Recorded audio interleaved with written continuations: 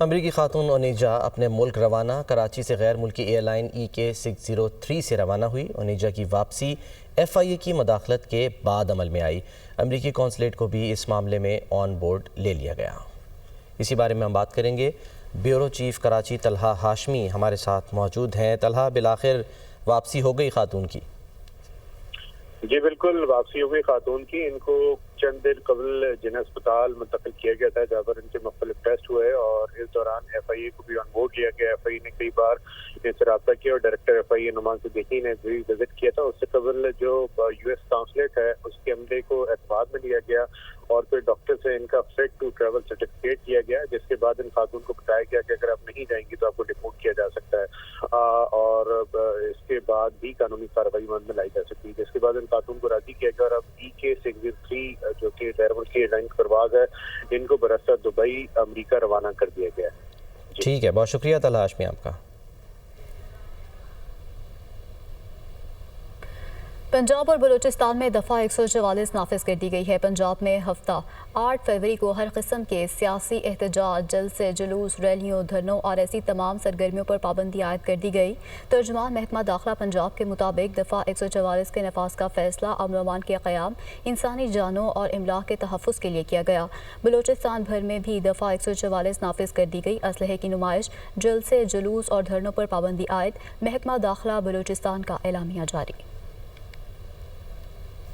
تحریک انصاف نے DC لاہور کی بات مان لی۔ مینار پاکستان کا جلسہ منسوخ کر دیا۔ پروگرام ٹونائٹ وتھ سمر عباس میں گفتگو کرتے ہوئے رؤوف حسن کا کہنا تھا کہ درخواست مسترد ہونے کے بعد جلسہ اب صرف ثوابی میں ہوگا، کوئی تحریک شروع نہیں کرنے جا رہے، ہم آئین و قانون کے مطابق کام کریں گے۔ مذاکرات کے حوالے سے ایاز صادق غلط بیانی کر رہے ہیں، انہیں چاہیے حکومتی مذاکراتی کمیٹی تحلیل کر دیں۔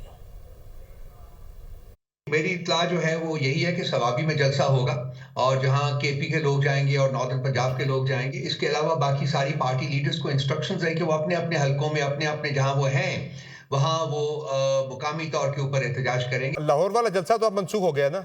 جی وہ تو ہمیں اجازت نہیں ملی، ہمیں امید بھی نہیں تھی کہ اجازت ملے گی۔ اور تحریک انصاف نے ڈپٹی کمشنر لاہور کا حکم یا فیصلہ ماننے کا فیصلہ کیا ہے۔ دیکھیے، سیاسی جماعت ہونے کے ناطے ہم نے کبھی قانون کو اپنے ہاتھ میں لینے کی کوشش نہیں کی۔ اگر انہوں نے نہیں اجازت دی تو کیا کریں گے ہم؟ کیا ہم کوئی بندوقیں لے کے باہر نکل آئیں گے؟ نہیں، لیکن احتجاج ہوگا۔ دیکھیے، یہ جو گور صاحب کے بارے میں آپ نے جو بات کی ہے، میرا نہیں خیال کہ اس میں کوئی صداقت ہے۔ غلط بیانی کر رہے ہیں اسپیکر صاحب، ان کو چاہیے کہ کمیٹیاں جو ہیں وہ ریپ اپ کر دیں۔ کسی سٹیج کے اوپر بھی 8 فروری سے تحریک شروع کرنے کا کوئی ارادہ، کوئی پلان نہیں تھا۔ یہ ایک دن کا احتجاج تھا۔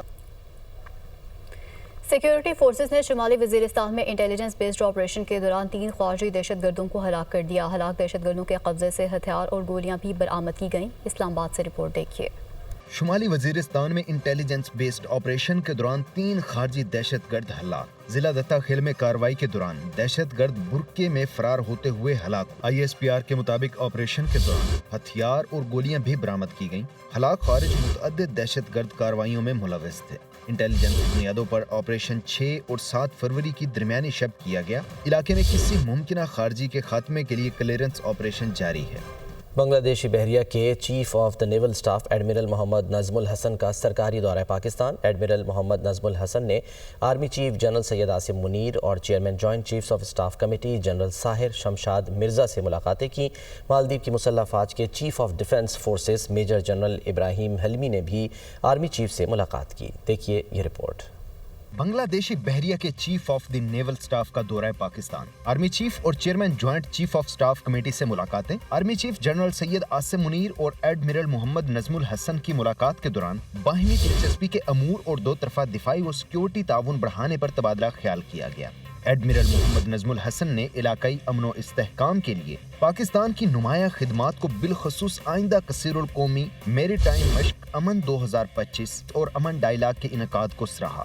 انہوں نے خطے میں امن و استحکام کے لیے پاکستان کی مسلح افواج کے کلیدی کردار کا بھی اعتراف کیا۔ ISPR کے مطابق بنگلہ دیشی نیول چیف ایڈمرل نظم الحسن نے جوائنٹ سٹاف ہیڈ کوارٹرز کا بھی دورہ کیا اور chairman joint chief of staff committee general Sahir Shamshad Mirza سے ملاقات کی۔ ملاقات میں باہمی اسٹریٹجک تعاون سمیت بحری اور 2 طرفہ دفاعی تعاون کو وسعت دینے پر بات چیت کی گئی۔ بنگلہ دیشی نیول چیف نے پاکستان کی مسلح افواج کی پیشہ ورانہ مہارت کو سراہا اور دہشت گردی کے خلاف جنگ میں ان کی قربانیوں کا اعتراف کیا۔ جوائنٹ سٹاف ہیڈ کوارٹر پہنچنے پر بنگلہ دیشی نیول چیف کو گارڈ آف آنر بھی پیش کیا گیا۔ ISPR کے مطابق مالدیپ کے مسلح افواج کے chief of defence forces major general Ibrahim Hilmy نے GHQ میں army chief general Syed Asim Munir سے ملاقات کی۔ دونوں طرف سے پاکستان اور مالدیپ کے درمیان بھائی چارے اور دوستی کے پائیدار بندھنوں پر اطمینان کا اظہار کیا گیا اور باہمی تعاون کو مزید وسعت دینے کا اعادہ کیا گیا۔ مالدیپ کے چیف آف ڈیفنس فورسز نے پاکستان فوج کی پیشہ ورانہ مہارتوں اور لگن کو سراہا۔ ہنگری کے نائب وزیر دفاع تھامس ورگا نے joint staff headquarters Rawalpindi میں chairman joint chief of staff committee general Sahir Shamshad Mirza سے ملاقات کی۔ معزز مہمان نے دہشت گردی کے خلاف جنگ میں پاک فوج کی قربانیوں کا اعتراف۔ صدر مسلم لیگ نون محمد نواز شریف کا کہنا ہے کہ پاکستان کا تنزلی کی طرف جاری سفر رک گیا، معاشی بہتری اور مہنگائی میں کمی ملک اور قوم کی بہتری کے اشارے ہیں۔ وزیراعظم شہباز شریف بڑی محنت کر رہے ہیں، دیکھیے یہ رپورٹ۔